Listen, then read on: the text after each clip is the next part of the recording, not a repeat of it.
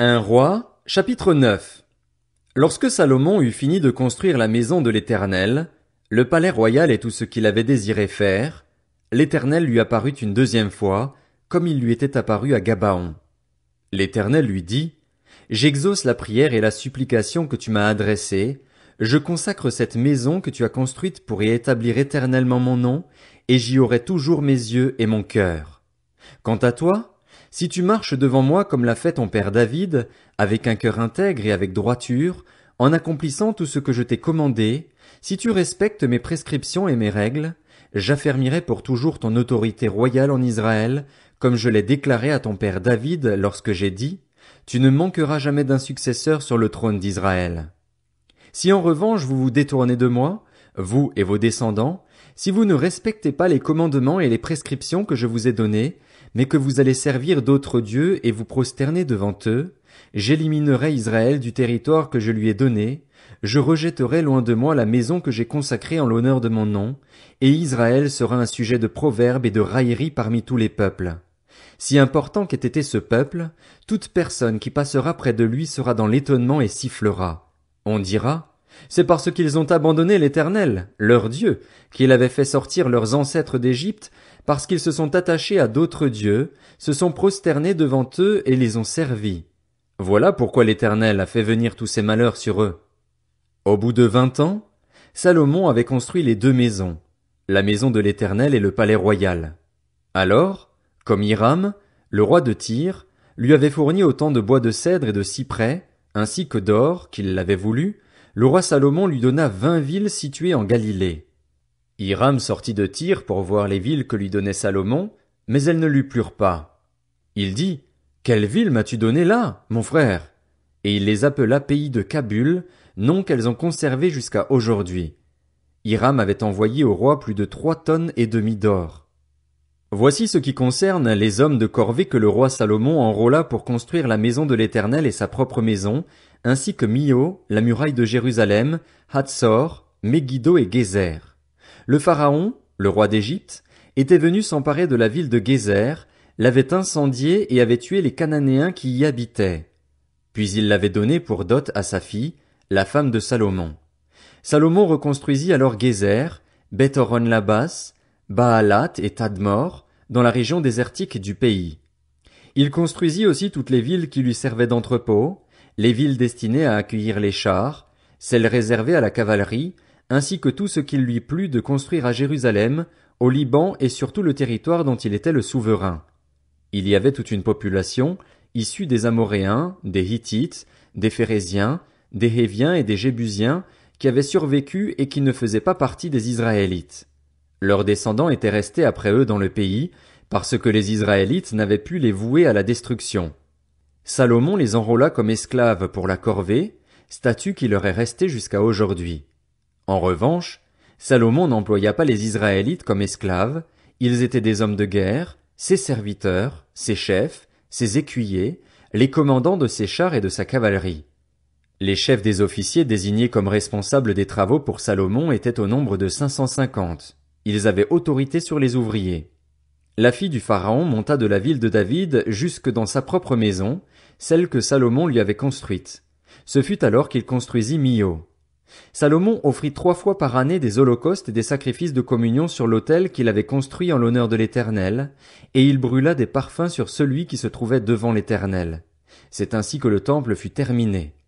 Le roi Salomon construisit des bateaux à Edjon-Guéber, près d'Élat, sur les bords de la mer des Roseaux, dans le pays d'Édom. Hiram envoya sur ces bateaux, aux côtés des serviteurs de Salomon, ses propres serviteurs, des marins expérimentés. Ils allèrent à Ophir et ils en rapportèrent près de 13 tonnes d'or qu'ils remirent au roi Salomon. Un roi, chapitre 10. La reine de Séba apprit quelle était la réputation de Salomon, à la gloire de l'Éternel, et elle vint pour le mettre à l'épreuve par des énigmes. Elle arriva à Jérusalem avec une suite très nombreuse, avec des chameaux chargés d'aromates, d'or en très grande quantité et de pierres précieuses. Elle se rendit auprès de Salomon et lui exposa toutes ses réflexions. Salomon répondit à toutes ces questions, il n'y eut aucun mystère pour le roi, il lui expliqua tout. La reine de Séba vit toute la sagesse de Salomon, le palais qu'il avait construit, les plats servis à sa table, le lieu d'habitation de ses serviteurs, les fonctions et les tenues de ceux qui le servaient, ses responsables des boissons ainsi que les holocaustes qu'il offrait dans la maison de l'Éternel. Elle en eut le souffle coupé et dit au roi, « C'était donc vrai, ce que j'ai appris dans mon pays au sujet de ta situation et de ta sagesse. Je ne le croyais pas avant de venir et de le voir de mes yeux. Et l'on ne m'en avait même pas raconté la moitié. Tu as plus de sagesse et de prospérité que je ne l'avais appris par la rumeur. Heureux tes hommes, heureux tes serviteurs, puisqu'ils sont constamment devant toi et peuvent bénéficier de ta sagesse. Béni soit l'Éternel, ton Dieu, qui t'a choisi pour te placer sur le trône d'Israël. C'est parce que l'Éternel aime éternellement Israël qu'il t'a établi roi pour que tu exerces le droit et la justice. » Elle donna au roi plus de 3,5 tonnes d'or, une très grande quantité d'aromates et de pierres précieuses. Il ne vint plus autant d'aromates que la reine de Séba en donna au roi Salomon. Les bateaux de Hiram qui rapportèrent de l'or d'Ophir ramenèrent aussi une grande quantité de bois de santal et des pierres précieuses. Avec ce bois de santal, le roi fit des balustrades pour la maison de l'Éternel et pour le palais royal, ainsi que des harpes et des luths pour les musiciens. Il ne vint plus de ce bois de santal et l'on n'en a plus vu jusqu'à aujourd'hui. Le roi Salomon donna à la reine de Séba tout ce qu'elle désira, ce qu'elle demanda. Il lui fit en outre des cadeaux dignes d'un roi tel que lui. Puis elle repartit et rentra dans son pays avec ses serviteurs. Le poids de l'or qui arrivait chez Salomon chaque année était de près de 20 tonnes, en plus de ce qu'il retirait des négociations et du trafic commercial, ainsi que de tous les rois d'Arabie et des gouverneurs du pays. Le roi Salomon fit 200 grands boucliers en or battu, pour chacun desquels il employa 7 kilos d'or, et 300 autres boucliers en or battu, pour chacun desquels il employa près de 2 kilos d'or. Il les plaça dans la maison de la forêt du Liban. Le roi fit aussi un grand trône en ivoire, et il le couvrit d'or pur. Ce trône avait 6 marches et son dossier était arrondi par derrière. Il y avait des bras de chaque côté du siège, 2 lions se trouvaient près des bras, et 12 lions sur les 6 marches de chaque côté. On n'a rien fait de pareil pour aucun royaume. Toutes les coupes du roi Salomon étaient en or, et toute la vaisselle de la maison de la forêt du Liban était en or pur. Rien n'était en argent. On n'en faisait aucun cas à l'époque de Salomon. En effet, le roi avait des bateaux long courriers en mer avec ceux de Hiram. Tous les 3 ans, les bateaux long courriers arrivaient, chargés d'or, d'argent, d'ivoire, de singes et de paons. Le roi Salomon dépassa tous les rois de la terre par ses richesses et sa sagesse. Tout le monde cherchait à le voir pour bénéficier de la sagesse que Dieu lui avait donnée, et chacun apportait son cadeau. Des objets en argent et en or, des habits, des armes, des aromates, des chevaux et des mulets. Cela se passait de cette manière chaque année.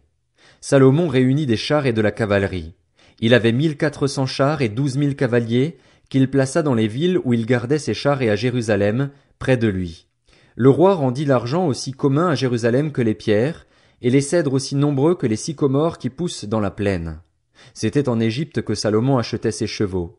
Une caravane de marchands du roi allait les chercher par groupe à un prix fixe. Il fallait 600 pièces d'argent pour faire venir un char d'Égypte et 150 pièces pour un cheval. Ils en ramenaient de même pour tous les rois des Hittites et pour les rois de Syrie.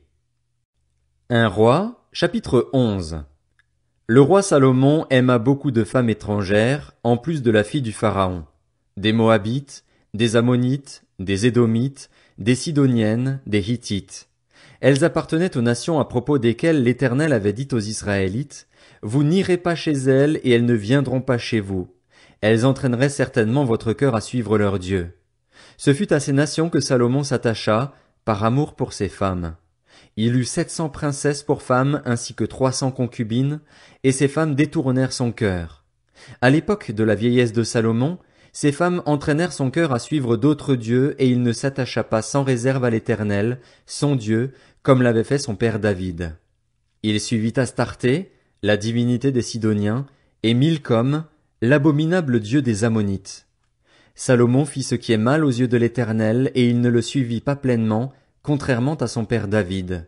Ce fut alors qu'il construisit, sur la montagne qui se trouve en face de Jérusalem, un haut lieu pour Kémosh, l'abominable dieu de Moab, et pour Moloch, l'abominable dieu des Ammonites. Il agit de cette manière à l'intention de toutes ces femmes étrangères pour qu'elles puissent offrir des parfums et des sacrifices à leurs dieux. L'Éternel fut irrité contre Salomon parce qu'il avait détourné son cœur de lui, le Dieu d'Israël, qui lui était apparu 2 fois. Il lui avait pourtant expressément défendu de suivre d'autres dieux, mais Salomon ne respecta pas ce commandement de l'Éternel.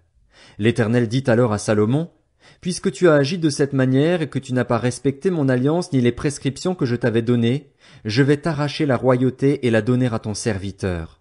Toutefois, je ne le ferai pas pendant ta vie à cause de ton père David. C'est de la main de ton fils que je l'arracherai. Je n'arracherai cependant pas tout le royaume à ton fils, je lui laisserai une tribu à cause de mon serviteur David et de Jérusalem, la ville que j'ai choisie. » L'Éternel fit surgir un adversaire pour Salomon, Hadad, l'Édomite, membre de la famille royale d'Édom. Lorsque David avait combattu contre Édom, Joab, le chef de l'armée, était monté pour enterrer les Israélites morts et il avait tué tous les Édomites de sexe masculin. Il était resté 6 mois en Édom avec tout Israël, jusqu'à ce qu'il en ait éliminé tous les hommes. Hadad avait alors pris la fuite avec des serviteurs édomites et de son père et s'était rendu en Égypte. Il était encore un tout jeune garçon. Partis de Madian, ils étaient allés à Paran, avaient pris avec eux des hommes de Paran et étaient arrivés en Égypte, chez le Pharaon, le roi d'Égypte. Celui-ci avait donné une maison à Hadad, avait pourvu à son entretien et lui avait accordé des terres. Hadad avait trouvé grâce aux yeux du Pharaon, à tel point que celui-ci lui avait donné pour épouse la sœur de sa femme, la reine Tachpénès. La sœur de Tachpénès avait donné un fils à Hadad, Genubat, et Tachpénès l'avait élevé dans la maison du Pharaon. Ainsi, Genubat avait vécu dans la maison du Pharaon, au milieu de ses enfants. Lorsqu'Hadad avait appris en Égypte que David était couché avec ses ancêtres et que Joab, le chef de l'armée, était mort, il demanda au Pharaon, « Laisse-moi partir dans mon pays. » Le Pharaon lui dit, « Que te manque-t-il auprès de moi, pour que tu cherches à rentrer dans ton pays ?» Il répondit, « Rien, mais laisse-moi partir. » Dieu fit surgir un autre adversaire pour Salomon, Rezon, le fils d'Eliada, qui s'était enfui de chez son maître Hadadézer, le roi de Tsoba. Il avait rassemblé des hommes auprès de lui et il était chef d'une bande, lorsque David avait massacré les troupes de son maître. Ils étaient allés à Damas et s'y étaient installés, et ils en devinrent les rois. Il fut un adversaire d'Israël pendant toute la vie de Salomon, en même temps qu'Hadad lui faisait du mal, et il détestait Israël. Il régna sur la Syrie. Jéroboam aussi, un serviteur de Salomon, se révolta contre le roi. Il était le fils de Nébat, un Éphratien de Tséréda, et sa mère était une veuve du nom de Tsérua. Voici à quelle occasion il se révolta contre le roi. Salomon était en train de construire Milo et de réparer la brèche faite dans la ville de David, son père. Jéroboam était fort et vaillant. Ayant vu ce jeune homme à l'œuvre, Salomon lui donna la surveillance de tous les travaux de la famille de Joseph. À la même époque, Jéroboam sortit de Jérusalem et rencontra en chemin le prophète Akija de Silo, habillé d'un manteau neuf. Ils se trouvaient tous les deux seuls dans les champs. Akija attrapa le manteau neuf qu'il portait, le déchira en 12 morceaux et dit à Jéroboam, « Prends 10 morceaux pour toi. En effet, voici ce que dit l'Éternel, le Dieu d'Israël. Je vais arracher le royaume de la main de Salomon et je te donnerai 10 tribus. Mais il gardera une tribu, à cause de mon serviteur David et de Jérusalem, la ville que j'ai choisie de préférence à toutes les tribus d'Israël. Cela arrivera parce qu'ils m'ont abandonné et se sont prosternés devant Astarté, la divinité des Sidoniens, devant Kémosh, le dieu de Moab, et devant Milcom, le dieu des Ammonites, et parce qu'ils n'ont pas marché dans mes voies pour faire ce qui est droit à mes yeux, et pour mettre en pratique mes prescriptions et mes règles comme l'a fait David, le père de Salomon. Je ne lui retirerai pas tout le royaume.